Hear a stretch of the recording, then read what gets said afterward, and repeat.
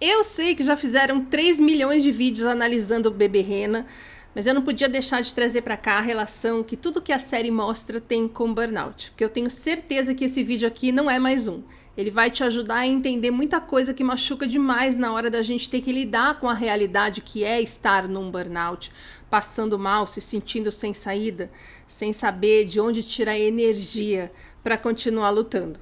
Mas antes, se você caiu aqui de paraquedas, seja bem-vindo. Você está aqui no canal Burnoutados S.A. Eu sou a Roberta Caruzzi e aqui a gente aprende o que é burnout, como é que cura um burnout, como lida com os sintomas do burnout, entender o que é esgotamento físico, emocional, fadiga crônica e como tira essas desgraças da nossa vida. Tem também um canal de aulas onde a gente aprofunda tudo isso, um livro com 600 páginas com o puro suco da recuperação do burnout, um podcast onde eu acabei de contar a minha história com o burnout, uma jornada de uma década, em 6 episódios, e o link de tudo isso que eu acabei de falar você encontra aqui no descritivo. Já aviso que vai ter spoilers, porque eu vou falar inclusive do final. Então, se você não assistiu o Bebê Rena ainda e não quer ter spoilers, para aqui o vídeo. Vai assistir e volta depois que você acabar. Em primeiro lugar, na história da série, é difícil a gente dizer quem é vítima e quem é vilão. E essa é uma confusão que a gente também tem em vários momentos do burnout. Na série, parece óbvio num primeiro momento classificar a Marta como sendo a vilã. Afinal de contas, ela é uma stalker que invade o espaço do Donnie sem ter sido convidada. E o Donnie como vítima. Mas se você se dispuser a sair dessa interpretação superficial, você vai ver que, ok, nós estamos falando de uma mulher que não conheceu o que é o respeito, o apoio, a amizade e o amor, né? Uma mulher que desenvolve uma obsessão por qualquer pessoa que oferecer a ela uma migalha mínima de atenção e afeto que seja. Mas, do outro lado, a gente tem um homem que tem o desejo de ser famoso, de fazer sucesso, de ter aplauso e reconhecimento. Um homem que não tem nenhum conhecimento de quem ele é como pessoa e que, portanto, precisa ardentemente da validação externa para conseguir se sentir bem com ele mesmo. Ele quer ser comediante, mas ele é travado, ele tem medo da opinião e do julgamento. E com isso ele não consegue ser autêntico, ele não consegue ser confiante como o comediante que ele gostaria de ser. Ele tem vergonha de estar apaixonado por uma moça trans, ele não impõe nenhum tipo de limite no emprego dele, que é um ambiente horroroso. Gente, na hora que um dos caras responde o e-mail da Marta, foi pesado pra mim, porque assim, eu via isso acontecendo à minha volta.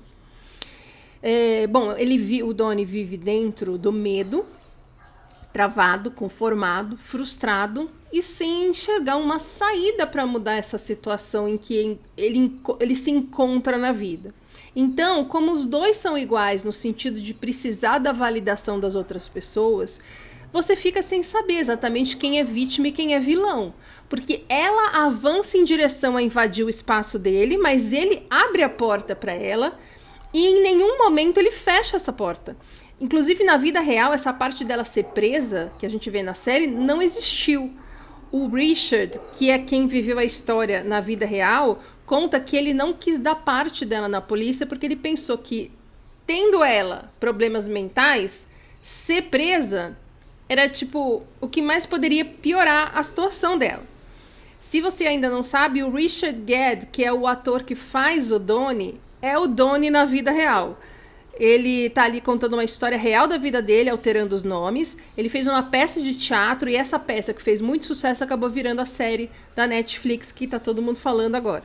Então, voltando, eles acabam um alimentando a carência do outro e por isso eles acabam vivendo uma situação de codependência. E por que eu falei que essa situação de não saber com clareza quem é vítima e quem é vilão tem muito a ver com o nosso burnout? Porque é tão fácil falar, eu fui vítima da empresa, eu fui vítima da minha família, do capitalismo, do governo, do meu chefe. É tão fácil falar, a culpa é deles pelo que virou minha vida. É o que a gente mais vê as pessoas falando sobre burnout, né? Meu chefe destruiu minha vida. E realmente, se você olhar superficialmente, parece óbvio que a empresa é a vilã e você que burnoutou é a vítima. E é exatamente por isso que 95% das pessoas não conseguem resolver o burnout e seguem em estresse crônico, lamentando, reclamando, xingando, acreditando que não tem o que elas possam fazer, tentando se conformar em ficar contando quantos burnouts já teve, como se isso fosse uma coisa que existe. Mas quando você aprofunda o seu olhar e tem clareza e entendimento do que aconteceu, você entende que você também teve responsabilidade, que você ficou no emprego por uma escolha sua, e aí você se sente vilão, como se a culpa fosse sua. E não é, viu, gente? Ninguém teve culpa. Responsabilidade é diferente de culpa.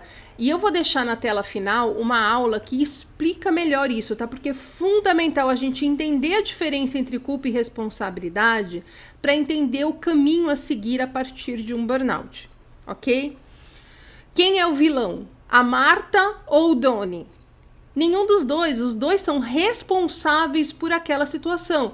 Porque da mesma forma que a gente poderia ter saído do emprego abusivo, ele poderia ter cortado o assédio dela. Mas por que nós e ele não fizemos isso? Porque nós e ele precisamos da validação dos outros. Porque nós e ele não sabemos quem a gente é, do que a gente gosta. A gente não consegue sair do medo. A gente tem medo do julgamento dos outros. A gente tem medo de não dar conta. A gente tem medo de decepcionar. E quando a gente não consegue sair do medo, a gente não consegue ser livre. E quando a gente não consegue ser livre e autêntico, a gente fica preso num personagem social que a gente cria desde cedo para agradar as pessoas, para falar o que as pessoas querem ouvir. Tanto que não tem um burnoutado que, quando se dá conta que burnoutou, esteja numa situação diferente de preocupadíssimo com a opinião dos outros, sem querer sair do emprego abusivo, porque, meu Deus, o que vão pensar? Porque se eu sair, eu não pago mais minhas contas. Porque a gente veio, durante nossa vida toda, nos enganando que a gente não tem saída, que a gente precisa agarrar firme, aguentar firme e se conformar. Mas a gente não tá vendo saída porque a gente tá com medo de fazer uma coisa que nos faça ser julgados negativamente pelos nossos amigos e pela nossa família. Porque a gente está repetindo desde sempre as crenças que a gente ouviu de todo mundo à nossa volta. Que pobre nasceu para morrer de trabalhar, a gente precisa se agarrar no emprego a qualquer custo, desacelerar é preguiça, nosso valor está atrelado ao quanto a gente ganha, ao quanto a gente produz, a gente não pode desperdiçar tempo de trabalho, descansar é para os fracos. A gente está a vida inteira tentando agradar, fazendo tudo para todo mundo e nos colocando em último lugar na lista de prioridades, com muito orgulho de virar à noite trabalhando e com muita vergonha de ter que descansar. O primeiro choque que o burnoutado tem é ver aqueles que ele considerava seus amigos irem embora sem nem olhar para trás. E aí a gente descobre que eles não eram amigos. A gente é que vinha alimentando pessoas que tinham algum interesse em nós. Nós também estávamos dando nosso tempo, espaço e energia para várias Martas que talvez tenham passado despercebidas por muito tempo porque elas não eram tão explícitas na sua dependência, na sua carência e no seu egoísmo, como a gente vê na série. O que abriu a porta da vida do Donnie para Marta foi justamente que ele não tem a menor ideia de quem ele é, do que ele gosta, do que ele é capaz. Ele vive no medo, sem ver saída, tentando agradar para não ser rejeitado e sem conseguir sair do lugar. Exatamente como a gente quando burnouta. E quando chega alguém que valida a gente, que elogia, que nos dá atenção, a gente agarra aquela amizade como a gente agarra um emprego abusivo. Porque a gente está convencido de que a gente é incapaz de conseguir coisa melhor.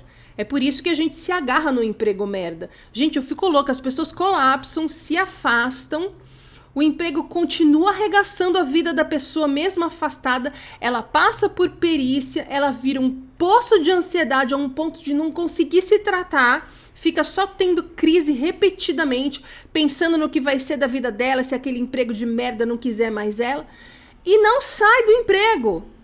porque é concursado, porque tá há sei lá quantos anos na empresa, porque acha que não sabe fazer uma outra coisa, e a pessoa se afunda do mesmo jeito que o Donnie, jurando que a empresa é a vilã e ela é a vítima, e não tem como mudar essa situação. Ela precisa se agarrar firme e se conformar. Mas não dá para saber quem é que tá fazendo mal para essa pessoa. É a empresa ou é ela mesma?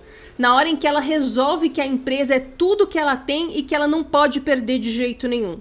O Donnie, num determinado momento da série, volta para casa do cara roteirista lá que abusou dele. Exatamente igual você volta para a empresa que te adoeceu e que não está disposta a mudar. Mas você volta. E cai de novo e se afasta de novo com a intenção de voltar de novo até ser demitido. E nessa hora você se convence mesmo de que a empresa é vilã e você é um alecrim dourado que não fez nada de errado, nada que colaborasse com a situação em que você se encontra hoje.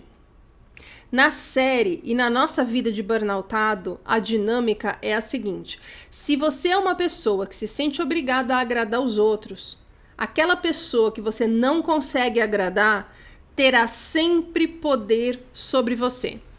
E aquela pessoa que te dá atenção, mesmo que ela te faça mal, vai conseguir manter você preso a ela.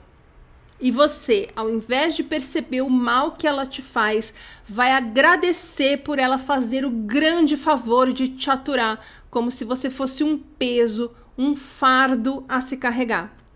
Talvez porque tenham te feito entender isso desde cedo. Às vezes com a melhor das boas intenções, como é o caso de alguém que é super protegido. Às vezes com a pior das más intenções, como é o caso de quem foi negligenciado. Mas de alguma forma a gente entendeu que não tem valor. E por isso a gente é obrigado a aceitar qualquer forma de atenção, mesmo que danosa à nossa saúde. Quando a gente não tem uma boa referência de como é ser tratado por alguém que nos dê importância, a gente acaba escancarando a porta para os abusadores entrarem na nossa vida. Não é nossa culpa ter aberto a porta, mas é nossa responsabilidade pôr a pessoa para fora e instalar uma tranca nessa porta para não entrar mais. E a gente consegue ver na série a consequência disso na nossa vida. Para que a gente não se sinta rejeitado, a gente se sujeita a muitas indignidades. E quando a gente tem uma vida indigna, a gente não consegue nos entregar ao mundo, ser autênticos, livres e saudáveis. Ao invés de procurar entender quem a gente é e do que a gente gosta, a gente gasta nossa energia em não deixar o abusador se afastar de nós. E é por isso que o melô do burnoutado é: quero a minha vida de volta. Como se a vida antes do burnout tivesse sido boa. Ora, se tivesse sido boa, você não teria burnoutado? Você está querendo voltar para a casa do roteirista abusador com a esperança de que ele reconheça o seu talento, mesmo sabendo que ele só te quer lá para te estuprar. Você está querendo ir na casa da Marta com a esperança de conseguir fazer uma conexão real com alguém, mesmo sabendo que esse alguém vive fora da realidade em que você quer estar. A cena final é uma pancada no meio da nossa cara, porque o Donnie se vê no lugar da Marta. Sentado no balcão de um bar, em frente a um bartender que olha para ele com pena, com necessidade de conversar e estabelecer alguma conexão com um estranho, para parar de se sentir invisível, derrotado e incapaz de mudar a própria vida, que está num momento muito ruim e frustrante, talvez até revoltante. É exatamente o que acontece com 95% dos burnoutados que querem, no fundo, melhorar apenas o suficiente para conseguir voltar para os mesmos lugares, para a mesma rotina, para as mesmas pessoas. E para isso eles tomam remédio e mais nada. Mas nós, os 5% dos burnoutados que resolvem o problema e mudam a vida para melhor, quebramos esse ciclo na terapia. A gente aprende quem a gente aprende a não depender da opinião dos outros, porque a gente sabe que só assim a gente vai conseguir olhar para tudo que é adoecedor na nossa vida e dar um basta. Fechar a porta e trocar a fechadura, colocar uma tranca e deixar tudo que nos levou a um burnout do outro lado como uma página virada, melhor, como uma ponte queimada. O movimento das pessoas de culpar os outros pelo próprio burnout ou de se culpar, e culpa e raiva, gente, deixa a gente paralisado. Isso é também adoecedor, porque elas estão alimentando ali seus fantasmas, seus stalkers, seus críticos. Elas estão mantendo a porta aberta para qualquer um entrar, porque elas não suportam ficar sozinhas. O movimento que te tira do burnout é justamente quebrar esse ciclo, entender tudo o que você faz tentando não ser rejeitado e passar a conseguir se validar sozinho, sem depender de ninguém, para poder ter confiança na própria capacidade. Porque quando a gente consegue isso, a gente começa a andar para frente sem precisar manter na nossa vida quem nos faz mal. Quando a gente se sente amado e confiante, a gente pode, enfim, ser autênticos e livres. E só quem é livre é feliz.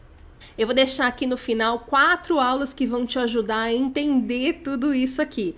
Uma aula sobre a cultura do burnout para você entender melhor esse negócio de culpa e responsabilidade que eu falei.